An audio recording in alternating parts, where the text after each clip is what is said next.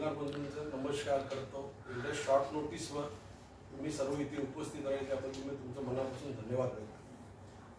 आता मागच्या काल 2 दिवसापूर्वीच्या पत्रकार परिषदेत त्यांनी सुरेश म्हात्रेंनी आरोप केला का बुलेट ट्रेनच्या ॲक्विजिशन मध्ये मोबदल्याच्या याच्यात आम्ही खोटे स्टॅम्प पेपर खोटे फोटो वापरले आणि शासनाकडून मोबदला घेतला। मी तुमच्या सर्वांच्या माध्यमातून हे सांगू इच्छितो की असं कुठल्याही प्रकारचे खोटे स्टॅम्प पेपर किंवा खोटे फोटो लावून आम्ही कुठलाही मोबदला घेतलेला नाही। अशाच प्रकारे त्यांच्या सहकार्याने या विषयात कोर्टात दावा दाखल केला होता। कोर्टात दावा दाखल केल्यानंतर रीतसर त्याची आमची चौकशी झाली।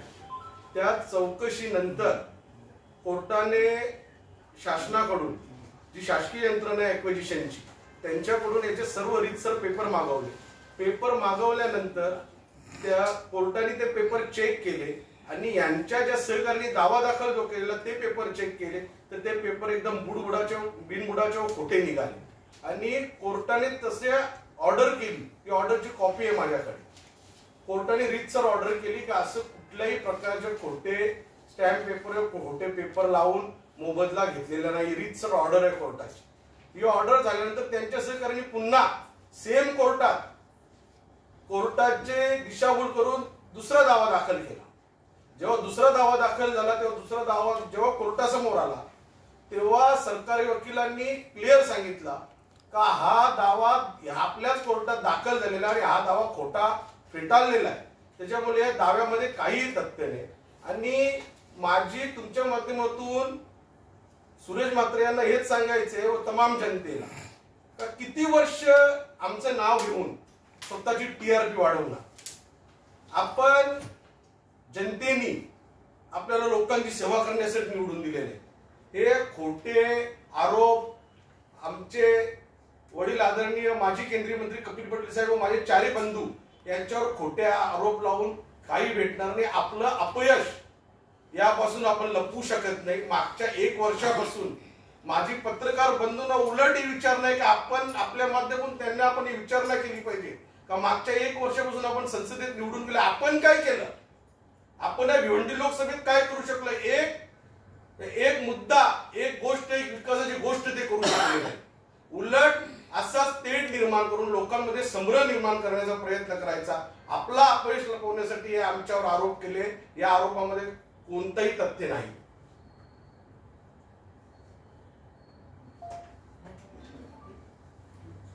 मनोज म्हात्रे हत्याकांड से संबंधित जो आरोप है उस पर आपका क्या? मनोज म्हात्रे का जो हत्याकांड हुआ, मनोज म्हात्रेंचा जो हत्याकांड झाला अतिशय निंदनीय निर्दयी आहे। हे हत्याकांड झाला त्याच्यानंतर रीतसर ज्यांनी हत्या केली त्यांना पकडलं गेलं। या गोष्टीचं आम्ही कधीच समर्थन करणार नाही। हे खूप चुकीचं झालेलं आहे आणि त्यांचं रीतसर न्यायालयात चौकशी न्यायालयीन पोलिसियन चौकशी चालू आहे आणि त्याच्यात आमच्या बंधू सुमित पाटील यांचं नाव त्यांनी घेतलं। खरोखर या माझ्यासाठी तर हास्यास्पद गोष्टी हे कोणी करावं। आता त्यांनी 8-9 वर्षापूर्वीची गोष्ट त्यांनी बाहेर काढली। हे कोणत्या माणसाने बाहेर काढावी ज्यांच्यावर स्वतःवर 2014 ला 178, 179, 181, 420 सारखे गुन्हे या बाल्यामामा काल्यामामावर दाखल झाले। आज मी बाल्यामामा काल्यामामा काय करतोय, बाल्यामामाच्या नावाने यांनी पूर्ण लोकसभेचा काल्यामामा करून टाकलेला आहे। त्याच्यामुळे हे असं खोटे आरोप लावून एखाद्या घराण्याला किंवा एका युवा लोकप्रतिनिधीला बदनाम करणं हे खरोखर योग्य नाही। याच्यावर आम्ही त्यांच्यावर अब्रू नुकसानीचा दावा दाखल करणार होतो पण आम्हाला अब्रू आहे ज्याची अब्रूच नाही अशा माणसावर अब्रू नुकसानीचा दावा दाखल करून तरी काय भेटणार आहे आपल्याला हे आम्ही विचार केला। आणि असं गुंड पार्श्वभूमी असलेला हा माणूस यांनी आमच्यावर असा आरोप लावणं स्वतः आम्ही आमच्या घरातल्या तुम्ही कोणाकडे बघा आम्ही एक सिंगल आमची गाडी आमचा ड्रायव्हर आम्ही फिरत असतो। यांच्या मागे 2-2, 3-3, 4-4 ज्यांच्यावर अनेक प्रकारचे गुन्हे दाखल आहेत असे गुंड प्रवृत्तीचे लोक घेऊन हे फिरतात आणि हे आमच्यावर आरोप लावतात। एवढा कुलका होताना या केसचा झाला माझ्या बुलेट ट्रेनच्या माझ्यावर जे खोटे आरोप लावले त्या केसचा झाला, तर उद्धव ठाकरे साहेब मुख्यमंत्री कधी होते? त्या सरकारमध्ये होते का नव्हते? आता हे सांगतात प्रशासनावर दबाव येतो, पण तेव्हा प्रशासनावर कोणाचा दबाव होता? तुम्ही रीतसर तेव्हा चौकशी करायची होती, आताही चौकशी करावी. दूध का दूध पाणी का पाणी होते. तुमचं सरकार, तुम्ही सत्तेत असताना आदरणीय उद्धव साहेब मुख्यमंत्री होते, पवार साहेब तुमचे नेते, तो सरकार चालवत होते, त्याच पक्षात तुम्ही होते तेव्हा.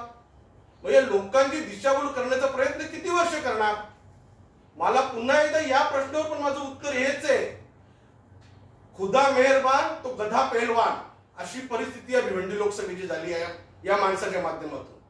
भिवंडी लोकसभा 20 वर्ष मागे गेली. 1 वर्ष झालं कुठल्याही विकासाचा प्रकल्प नाही. स्वतःच्या स्टेटमेंट मध्ये स्वतः सांगतात का मला रोड रस्ते करणं हे खासदाराचं काम नाहीये, आणि रोड रस्त्यांसाठी स्वतःच बैठका घेतात.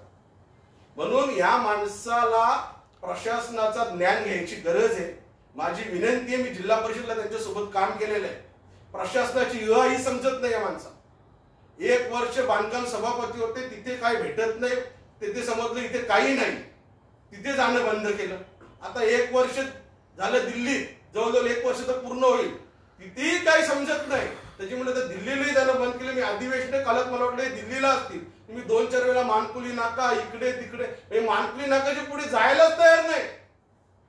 कुठेतरी काहीतरी भेटेल या अपेक्षेने काम करणं, आणि हेच धोरण, कारण शेवटी संस्कार तेच आहेत. आपण आता फंडरच्या भूमिकेत न राहता एक लोकप्रतिनिधी आहात, आपण लोकप्रतिनिधीच्या भूमिकेत यावं. जनतेचे अनेक प्रश्न प्रलंबित आहेत, आपल्याला जनतेने आपल्यावर विश्वास ठेवलाय, होणे असे बुणबुडाचे आरोप न करता जनतेवर लक्ष देऊन जी जी विकासाची कामं पेंडिंग असतील आपण पुढाकार घ्यावा. सरकार कोणाचंही असू दे, सन्माननीय या राज्याचे मुख्यमंत्री आदरणीय देवेंद्र फडणवीस साहेब हे विकास पुरुष आहेत, हे विकासालाच महत्व देतात. आज भिवंडी मेट्रो तुम्ही बघा, आज नॅशनल हायवेचं काम चालू आहे, हायवेचं कितीतरी अशी कामं चालू आहेत जे आदरणीय आमचे नेते कपिल पटेल साहेब केंद्रीय मंत्री असताना ती कामं मार्गी लागलेली आहेत. या कामं कुठे कमी पडतात, काय पडतात याचा पाठपुरावा तर करा. तुमच्याकडनं अपेक्षा मंजुरीची नाहीच, करूच शकत नाही, ज्ञानच नाही, काही समजतच नाही. अशा माणसाकडनं भिवंडी लोकसभेच्या जनतेला आता अपेक्षा राहिलेली नाही. त्यामुळे माझी पुन्हा एकदा विनंती आहे, अशा कोणाच्या खुनाच्या कटल्यात आमच्या भावांना किंवा आमच्या फॅमिलीला किंवा आमच्या कुटुंबावर आरोप करणं आता बंद करा. मागच्या 10 वर्षापासून आमच्या घराण्यावर, आमच्या कुटुंबावर, आमच्या नेत्यावर बोलून टीआरपी वाढून आपण इथपर्यंत आले. आता बस झाला, आता काम करायची वेळ आलेली आहे आपली, आपण काम करावा, हीच माझी त्यांना आजच्या या पत्रकार परिषदेत विनंती. मनोज म्हात्रे यांची हत्या झाली तेव्हा 193 कॉलचं सीडीआर त्यांच्याकडे असं सांगितलं जातंय, त्याबद्दल काय म्हणाल तुम्ही? मनोज म्हात्रेच्या हत्याकांडच्या वेळेला जर 193 कॉलचं सीडीआर त्यांच्याकडे असेल तर त्यांनी पोलिसांना ते द्यावं, कारण पोलिसांनी रीतसर चौकशी करून आता मला तर वाटतं कोर्टात त्याचं हेही दाखल झालं असेल चार्जशीट. त्याच्यामुळे जे काय असेल माणसाने अभ्यास करून माहिती घेऊन बोललं पाहिजे. स्वतःचं अपयश लपवण्यासाठी काही बोगम बोलायचं का, तर लोकांचं लक्ष या गोष्टीकडे गेलं पाहिजे. ही जनता भिवंडी लोकसभेतली सुज्ञान आहे, आणि मतदारसंघापर्यंत पोचता 5 वर्ष जातील, कारण अजून माझ्या त्या 5 गावांच्या बाहेर निघाले नाही.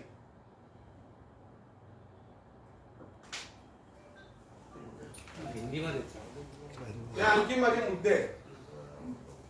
आता जसं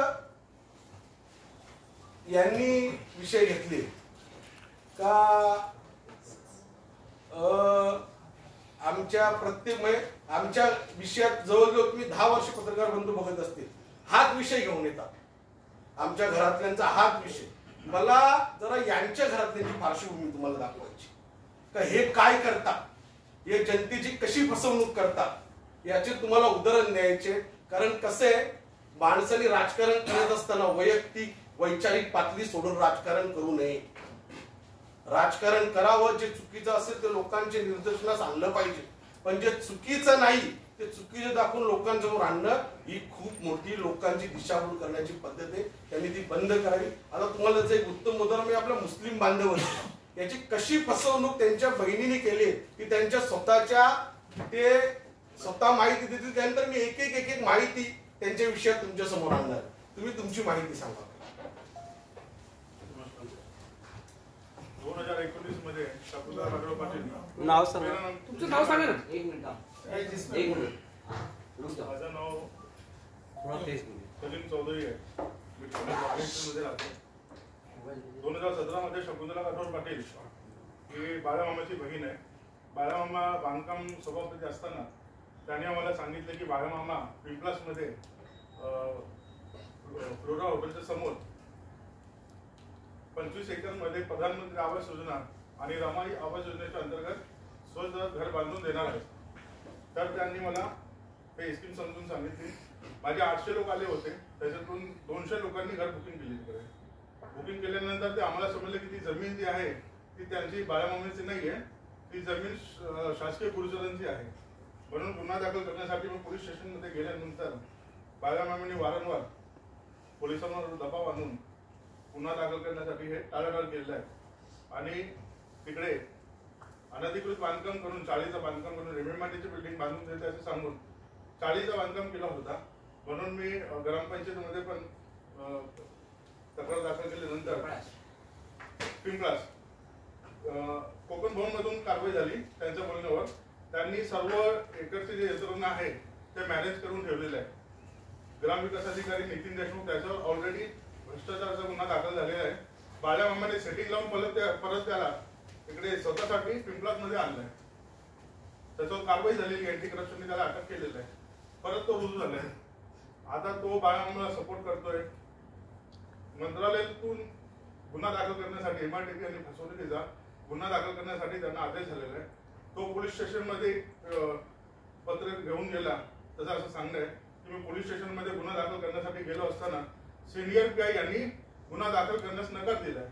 शासकीय अधिकारी MRTPचा गुन्हा GR आहे, त्यासाठी गुन्हा दाखल करण्यासाठी गेल्यानंतर सिनियर PIचा का अधिकार आहे, त्याला काय करणं आहे तिकडे अतिक्रमणचा. तुमच्याकडे तक्रार आली तर गुन्हा दाखल केला पाहिजे. गुन्हा दाखल न करता त्याने अहवाल सादर केला आहे की तिकडे काय झालेलं नाहीये आणि तो बाळामामाच्या दबावामध्ये त्यांना सपोर्ट करतोय, गुन्हा दाखल करून घेत नाही. चॅरिटी कमिशन मध्ये पण त्यांचे बहिणी यांनी आमचे 200 लोकांचे बोगस डॉक्युमेंट्स जमा करून आमची बनावटी सही केली. आणि पोलीस स्टेशनमध्ये मी त्यांच्या विरुद्ध तक्रार दाखल केल्यानंतर त्यांनी काय केलं, माझ्या विरुद्ध खंडणीचा आणि एक्स्टॉर्शनचा आणि ब्लॅकमेलिंगचा गुन्हा दाखल होण्यासाठी माझ्या विरुद्ध बोगस माझी वॉचरवर बोगस सही करून तिकडे पोलीस स्टेशनमध्ये पोलिसांनी पण मला टॉर्चर केलं. माझी क्रॉस इन्क्वायरी केली. नंतर त्यांना दिसलं की हा सही माझी नाही आहे, म्हणून त्यांनी माझ्यावर काही कारवाई केली नाही. त्यांनी माझ्यावर उलट गुन्हा दाखल करण्याचा हे केला होता. नवनाथ ढोले साहेबांनी पण सांगितलं गुन्हा दाखल करा. CP साहेबांनी सांगितलंय. आपले महेश पाटील होते ऍडिशनल CP, त्यांनी सांगितलंय. तरी हे बाळामामाच्या दबावाखाली गुन्हा दाखल करत नाहीये. आणि पैसे हा एक विषय झाला. दुसरा विषय हा होता बघा, महाराष्ट्र सदनातला फोटो आहे दिल्लीचा. हे सगळे वाडा रोडला स्टीलचा 2 नंबर करतात. हे बघा, हे महाराष्ट्र सदनमधला फोटो.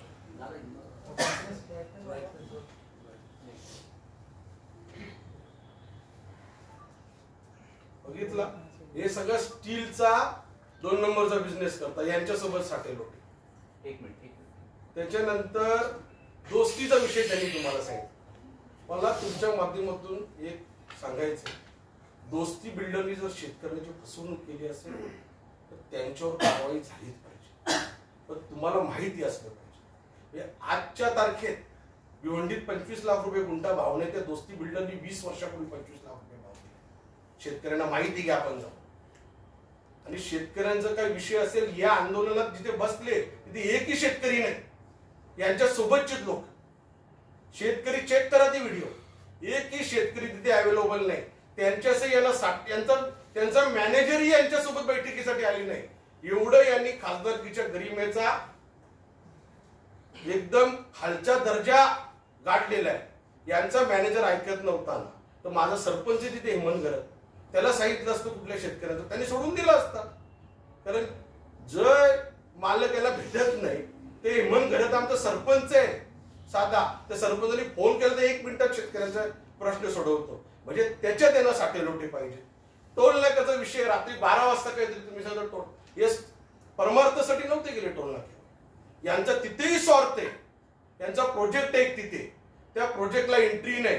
जर तिथे एंट्री भेटली नाही तर तो प्रोजेक्ट बंद पडेल. तिथेही लोकांना एंट्री घेऊ सांगून लोकांची फसवणूक करून तिथेही जागा घेतली, तिथेही वेअरहाऊस बनवले. आपण जाऊन त्या टोल नाक्यावर बघू शकता जाताना राईट साईडला का त्या टोल नाक्यावरून त्या प्रोजेक्टला एंट्री भेटू शकते का?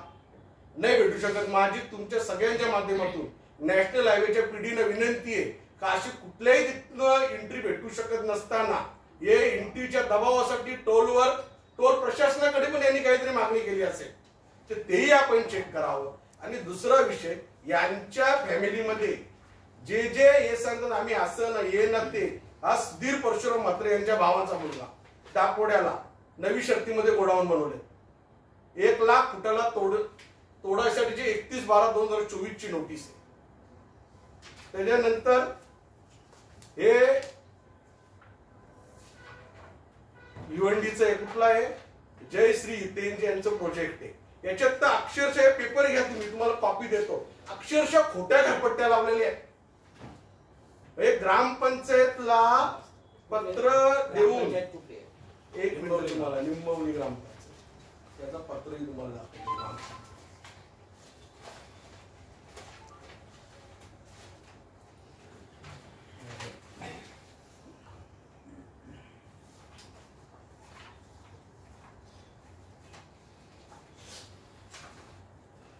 घरपट्ट्यांचं तुम्ही बघा, हे बघा या घरपट्ट्या, या खोट्या घरपट्ट्या, याची एक कॉपी तुम्हाला देतो, रीतसर चेक करा. म्हणजे ग्रामपंचायत मध्ये अर्ज केल्यानंतर ग्रामपंचायतने असं क्लिअर लेखी दिलेलं आहे की अशी कुठल्याही प्रकारची घरपट्टी आम्ही या विकासकाला दिली नाही. मग जर या विकासकाला अशी घरपट्टी दिली नसताना हे घ्या ग्रामपंचायत निंबवलीचा पत्र तुमच्यासाठी, बघा चेक करा.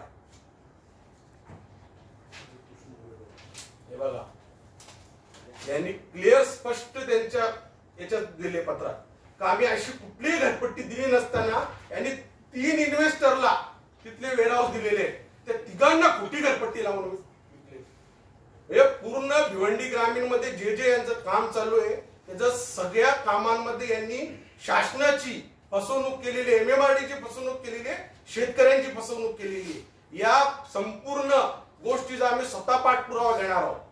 जिथे जिथे आम्ही महाराष्ट्र राज्याचे आदरणीय मुख्यमंत्री देवेंद्र फडणवीस साहेब यांच्या मार्फत यांच्याकडे जाऊन, MMRDच्या आयुक्तांकडे जाऊन, ठाणा कलेक्टरकडे जाऊन जे असे खोट्या घरपट्ट्या बनवले, म्हणजे किती मुजोरी चालली, किती दादागिरी.